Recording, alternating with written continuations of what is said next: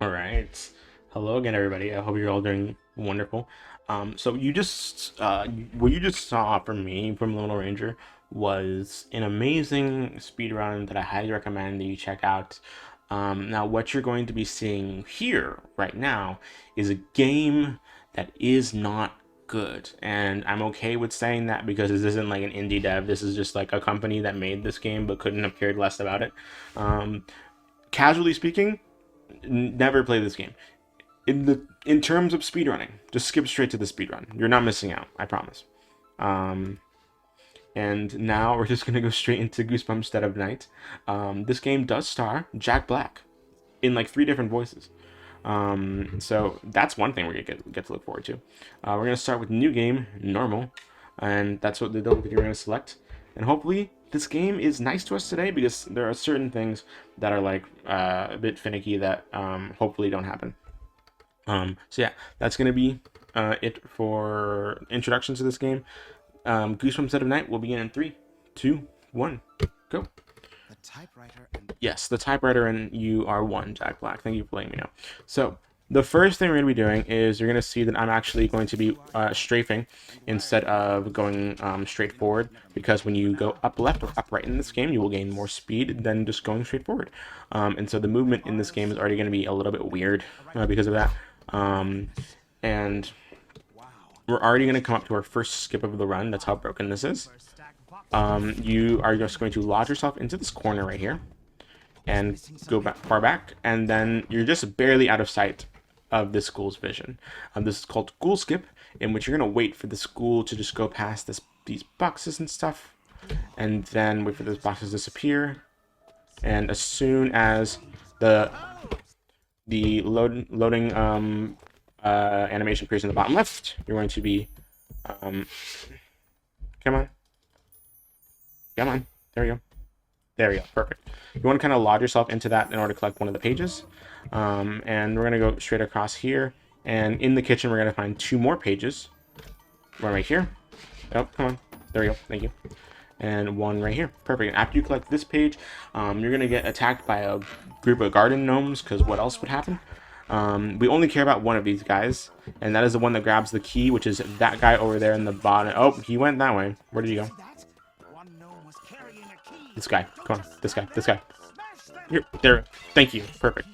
Slappy. Hopefully Slappy doesn't attack us wherever Slappy is. Oh, Slappy. Thank you. Perfect. We're going to go across here, and we're going to go into the bathroom in order to collect one more key. And then we're going to go over here, and we're going to be doing a glitch known as hitbox displacement, in which you go under this piano, and then for some reason that just really displaces your hitbox, and you were able to like clip through a lot of doors and essentially interact with stuff through doors as well. Collect two more pages, and then load the last checkpoint. And we're going to mess up with the physics right here by getting straight up against this wall, and you want to be able to look through this door before you interact with it, so you can open it from the other side and then skip a huge cutscene. And now we're going to go across here. Oh, thank you.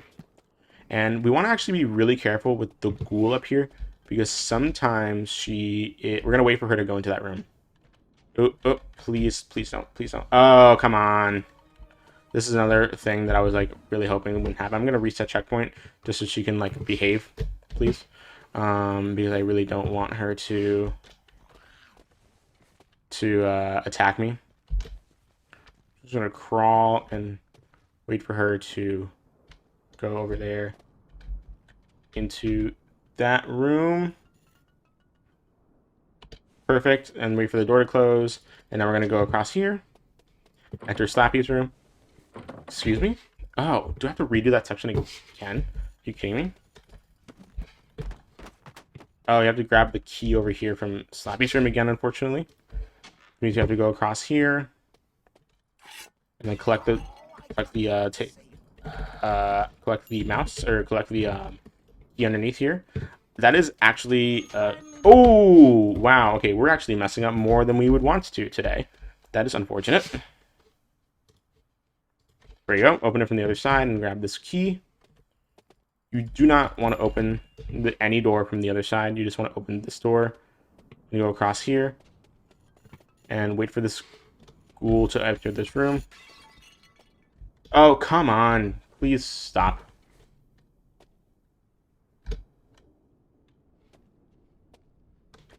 There we go. She's in the room. Go across here. A significant time loss, admittedly, in like the first level. But you know, we Sad clowns. move in stride and we keep it rolling. Okay, perfect. Hopefully the slappy fight will treat us a bit better so that we aren't losing too much time there either. After grabbing that last page, we're going to be resetting checkpoint and we're going to go straight into the final fight of this area of the house, which is the slappy fight. Usually these gnome like steal pages from you. It does not matter. As long as you have 10 pages at some point, this final area will be unlocked. And now we're going to go into the final fight of the house, which is a slappy fight. And this fight is like annoying because it's like kind of like pseudo RNG. Because Happy or Slappy will like appear out of nowhere in random locations just based on your camera positioning. Oh, yeah. That's unfortunate, but we're gonna try and see what we can do with this. If you look at Slappy, that'll be enough for him to like not attack you. But that's just hard to do optimally, because you want to attack him 3 times total. Where are you? Where are you? There we go, perfect. And we're actually, I really want to take this like a little bit safer, because if you die, if Slappy touches you at least once, you like will just die, and that is like annoying to deal with. Okay, where are you, Slappy? I really just want to look at you, so you go away from me. Thank you. Okay, Slappy, where are you? There you go. There you go. I need one more yellow gnome. So the reason that you kind of want yellow gnomes instead of red gnomes is because the red gnomes, if you hold them for too long, they will kill you by attacking you. But the yellow gnomes, who are free of, or like you don't like, the yellow gnomes will not attack you whatsoever. Please, thank you. Now we're gonna wait for Slappy to come by, so we can attack him a 3rd time. Perfect. So yeah, that's a Slappy fight. And now we just have to exit and make sure that the gnomes don't attack us, because they can still kill you and you would have to do the fight all over again. Alright. Honestly, a little bit of a long house. Like, longer than I would have liked it to have gone. But we'll see how the rest of the run goes. You think this book can hold me? I will no longer be a footnote in your story.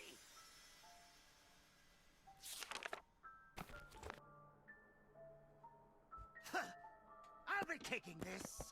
Alright. For the book. Now we're going to go straight to the greenhouse. Never guess what I'm going to do with it next.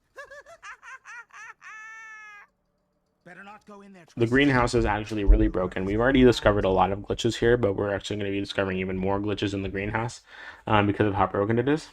So we're going to be poisoned by Slappy right here, because we're going to turn into this green plant monster kind of thing with the poison that he feeds us. But that's neither here nor there.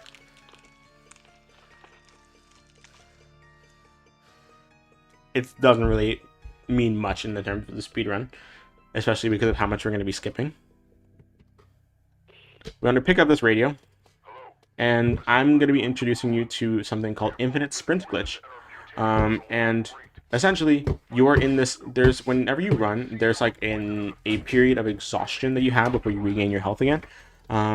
If like an audio file or like a voice line ends during that period of fatigue, for whatever reason, the game will give you just infinite sprint ability. I do not know why those 2 things are connected. Do not ask me, because it just means that those 2 things are going to be connected, and you can just keep running. You can see the game thinks that I'm fatigued right now, but I'm still running. I'm going to just be very careful here, only because of how much, please, thank you. Be very careful here, only because of how much that could be detrimental. We still have Infinite Sprint Glitch. Literally, all you have to do is keep holding down shift. That's it. That's all you need to do. And then after that section, we've lost infinite sprint glitch. And after we eat this bowl of porridge, we're going to reset checkpoint. And we're going to do a really, really broken glitch with this box. Perfect. And we're going to fly with it. When you crouch and uncrouch, we're going to fly. Oh, please. Please. Thank you. Thank you. Okay, sometimes the game doesn't like to cooperate, but you can just crouch in order to have it go back down. You're getting too much height. But none of this area has collision, because why would it? As soon as you get up here, you can just fall down, let go of the box, and collect this guy right here. That's all you need.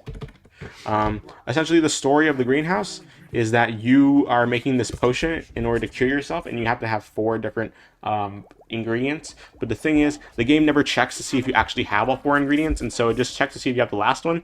And so if you skip the entire section, you can just get all the potion ingredients, because the game is just like, oh, you're here and you have the last one, therefore you must have all of them. And now we're going to be reading this recipe, but this is actually the wrong recipe. Instead, we're going to be using some sound cues in order to guess where we need to be, how much we need to be pouring into of each part of the potion.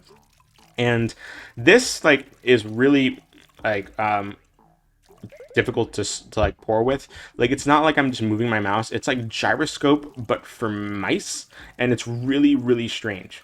It's like one of the weirdest things I've ever seen.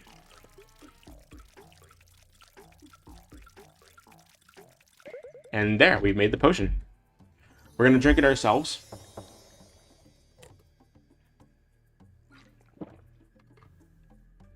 And then we're cured. But as you can see, we have all this progress of like turning into this monster, but we didn't see any of that progress because we skipped the majority of the level. And after this, we're going to be grabbing this potion. And we're going to be throwing in a Dr. Brewer right here. And you want to really make sure that you do not miss, because if you miss that, you have to like redo the whole potion making thing again, and it's going to be like the most annoying thing in the world. A hefty time loss. But that is the greenhouse. I know how to cure the poison now. You need to catch that. And now we're going to go straight into the Tesla Tower. This is the final area, the third and final area of the game.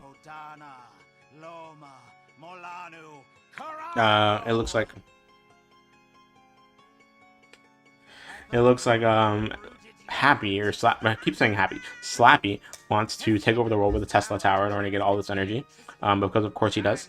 But we are going to stop him with the help of Nikola Tesla. Actually, no, we stop him all by ourselves. Just that Nikola Tesla takes some of the credit for it. Edison sent that automaton to steal my secrets. Outrageous. Now we're going to be going into the Tesla Tower. Nikola Tesla. And now we're going to be going through another cutscene, and at the other side of this cutscene is like one of the harder tricks in the game. Hopefully it takes me I got it pretty quickly in a run earlier today, so hopefully I can get it really quickly again. You can't beat me, Twist. I have the book now. But we're just waiting for this cutscene to end so we can get back with the run. And we're also going to be using this to skip a lot. Like, even if you mess this skip up for like minutes at a time, it's still faster than doing what is essentially the intended solution of this area. You're supposed to go into like 3 different rooms to solve and open up this case. We need to get that laser gun, and the gun is actually like in there, like we can actually see it.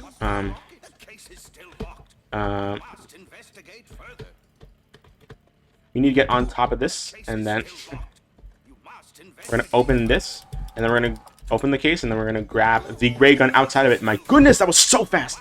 Oh my god, that was so quick! My god.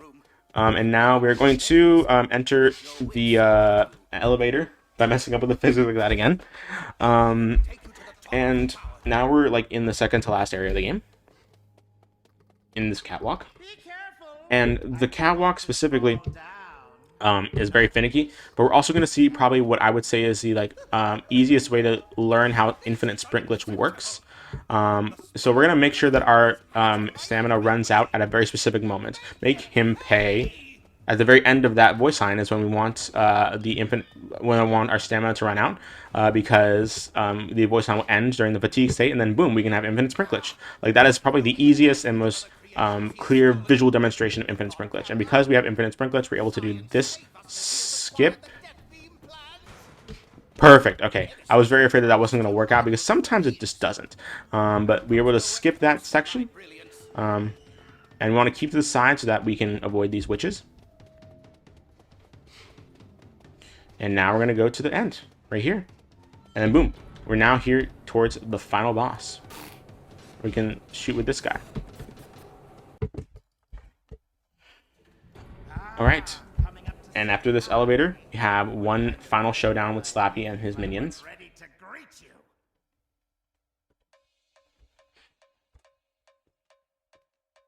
Some funky music. I see you brought the book.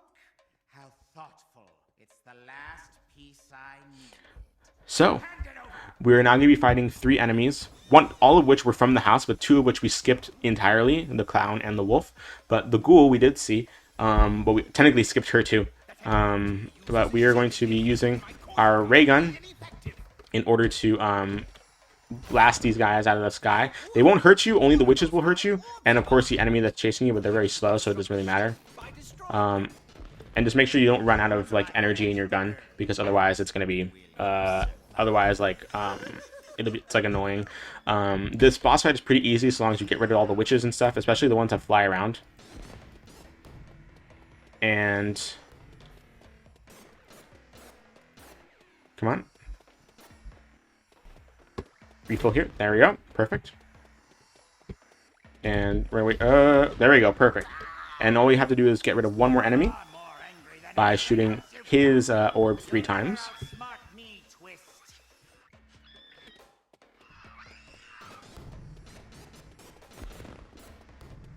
Perfect. Now we're just going to wait for the orb to fly here again. Perfect. And one more time. And now we just have to kill Slappy. To die, twist. And timing will end in 3, 2, 1. Time. Oh, 3 seconds overestimate. Wow. Okay. Dang. I had a feeling that the major mistake in the first house might have gone this overestimate, but 3 seconds overestimate is actually still not that bad considering what happened in the house. But like that's like I'm okay with that run. Like I mean, aside from the big mess up at the beginning, that is like perfectly fine. Like I am, all things considered, that was a pretty decent run. But yeah, that was my 2 runs for Obscur-a-thon.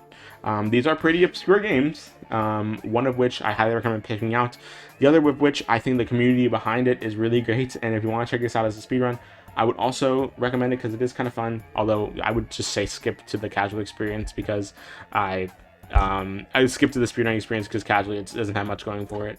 Aside from that, I've been Ozmourn. If you want to speedrun these games, you can reach out to me on Discord, on speedrun.com, on Twitter. Highly recommend these communities and these games as speedruns. But aside from that, that is all for me, and I hope you all have a wonderful, wonderful night. Thank you so much for having me.